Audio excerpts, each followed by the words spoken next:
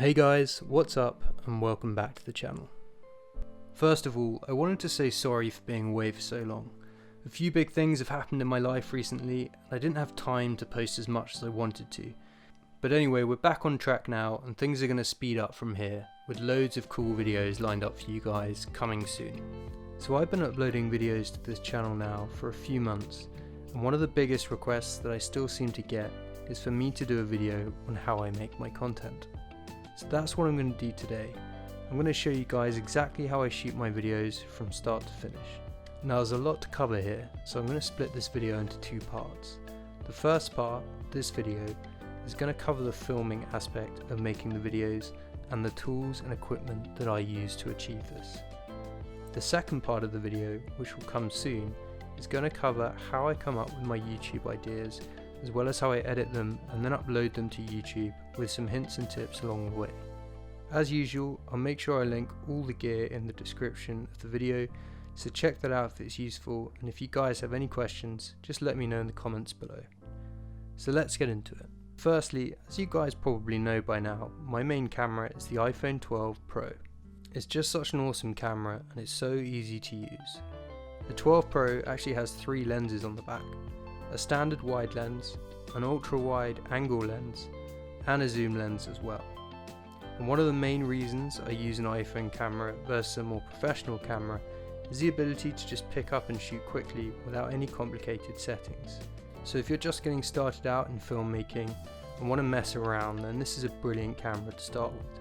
It also has an amazing autofocus capability, which is something you only really notice when you compare it alongside other cameras, and it also has an awesome low light capability as well as great image stabilization.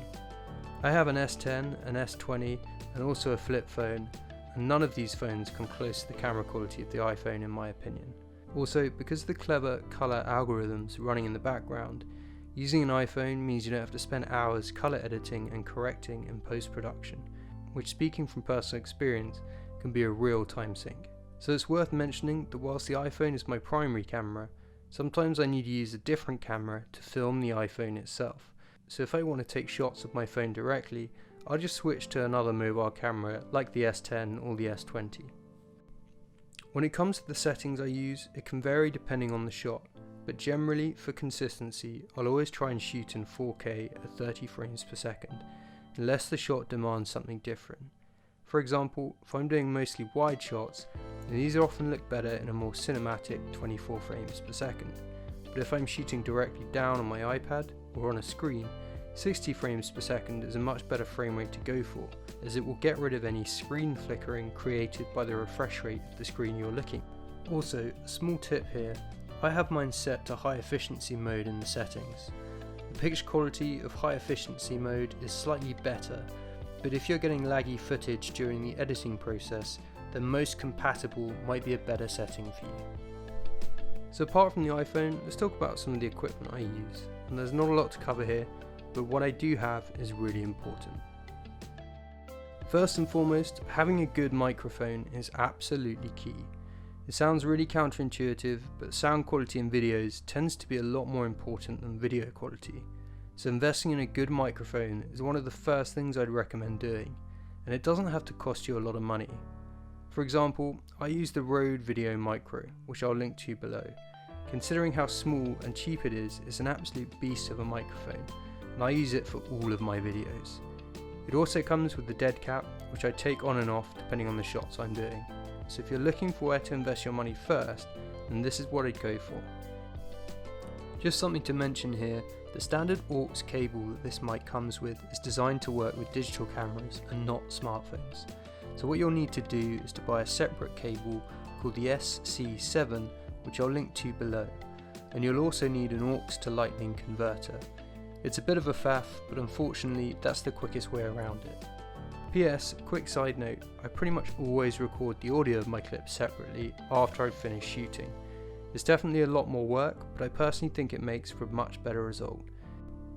The next most important bit of my equipment is the tripod. Now unfortunately there's no getting around the fact that good tripods are expensive, and I would not recommend buying a cheap one because you're going to end up being disappointed with it.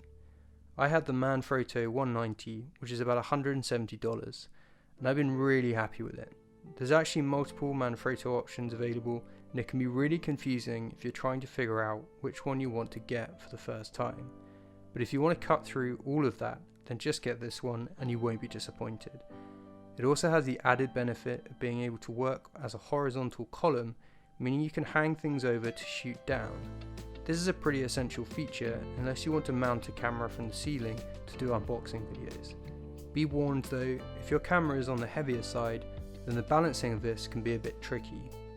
My only grief with this tripod is that I wish it was more weighted at the bottom to stop the tripod tipping.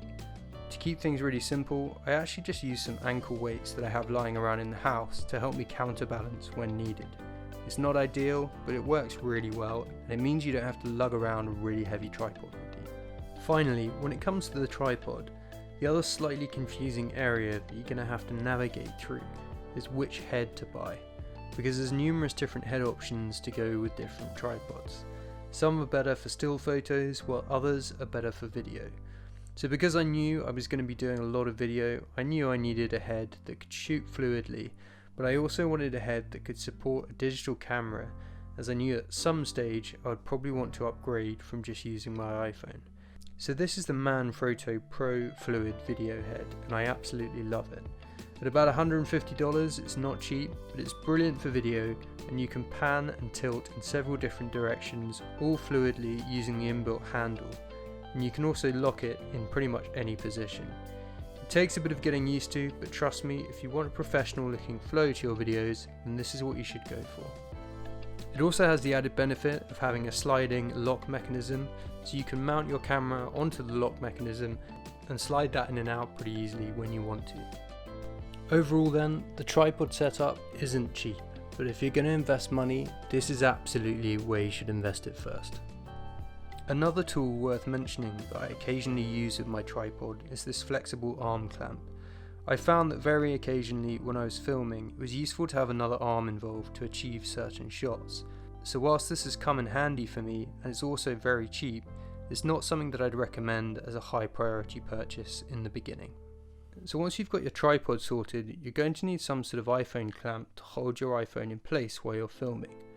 I actually have two of these. I got a simple one when I first started, which is actually still my favourite. It's the Manfrotto M clamp. But despite this being super sturdy, the big limitation was that you can't mount it horizontally. So I had to upgrade to the Manfrotto Pro smartphone clamp, which is more expensive. The Pro allowed me to mount horizontally, but also allowed me to slide the mic on top easily. And just as a reminder, all the links to all this equipment is in the description. The other thing I wanted to talk through today was lighting. You'll see all sorts of YouTubers telling you that you need to buy lighting equipment, which personally I just think is not needed, especially if you're just getting started. Basically all you need and all I use is just good natural lighting. Make sure you film near a window and also try to film at the right time of day when the light is nicely diffused but still bright. You don't want glare or direct sun, so just consider the time of day that works for filming. Usually for me that's between 11 and 2, but you can also get some amazing light at dusk or dawn. And that's literally all you need guys to get started filming your own videos at home. As I said, I'm going to split this video into two parts because there's just so much to cover, and I wanted to give you guys the chance to digest the shooting side of things before I go into the editing and uploading side of things. So let me know what you think in the comments below, and I'm really keen to hear whether you guys do anything differently and whether there's anything in particular you wanted me to cover for the next video. I hope you guys enjoyed the video. It's great to be back, and remember to subscribe for more.